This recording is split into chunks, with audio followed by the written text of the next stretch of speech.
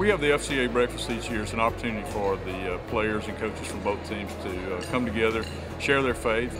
We usually have a testimony from a player from each team. And this year, Rich Wingo, who is former University of Alabama grade and Green Bay Packer grade, will be delivering the keynote message.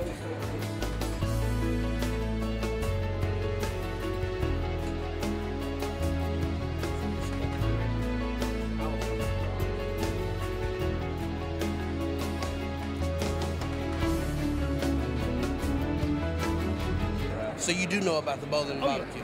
Okay. And it's real competitive. Right. Indeed it is, and I do plan on winning.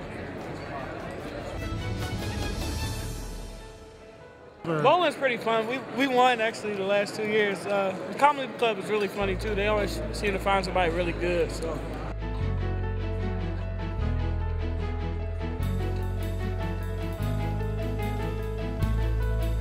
So if you're an Alabama fan, if you're a Green Bay Packer fan, or if you're just a fan of good men, you know a lot about Rich Wingo already. We are honored to have him back in Birmingham, and we're honored to have him as a speaker for us here today at our breakfast at the BBVA Compass Bowl. Please welcome Rich Wingo. Here comes Coach Bryant, and he said in so many words, "What do you want?" And I didn't know what I said, "Coach, before I left home, my dad said that no one's going to fight for Rich Wingo anymore except for Rich Wingo." And I said, "Coach, I'm here to fight." And for an hour and 5 minutes, Coach Bryant and Coach Bryant did most of the talking. And I had a chair right next to his desk. And he was as kind as he could be. And he said to me, he said, "Rich, I think you're a good football player." And he goes, "And I think I'm a pretty good football coach." He goes, "But I just don't know if I want you on my team." This is my 4th year. I was redshirted. This was my family. We lived together in Bryant Hall. We did you guys know what I'm talking about. You do everything together. You study hall, school, workouts, lifting, conditioning. You do everything. You become brothers. And he said, "Rich," he goes, "You see, you're satisfied. You're content with where you're at." And he goes, "I want people around me that are 100% sold out, committed." And he goes, "Doesn't mean that you're a bad person." He goes, "It's just that you're satisfied where you're at." He goes, "I want people that are all in, that are sold out." He goes, "I'll even take less of an athlete, but if they want to get just a little bit better every single day," he goes, "that's who I want. They're committed." And he goes, "Brother, you're not."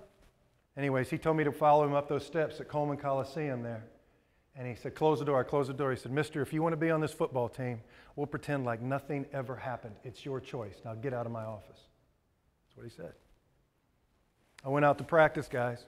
I thought I'd be, you know how you have the depth chart every day at practice, see who's where you're at? You know, I thought I'd be below the freshmen. You know, Mark, I didn't even think your dad would give me a uniform that day. I mean, I just, you know, I was a starting middle linebacker just like I was the day before. It's like nothing ever happened. But you know and I know that everything happened. I went from being satisfied with where I was, content, to, believe me, 100% sold out, committed. Listen, I stretched like it was my last stretch. I warmed up like it was my last. I was the first one on the field. I practiced every rep like it was my last one because I knew he was watching me.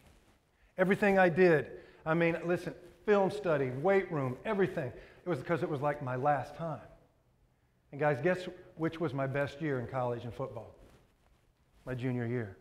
Why? Because every single play, rep, I got a little bit better. Went from being content to committed.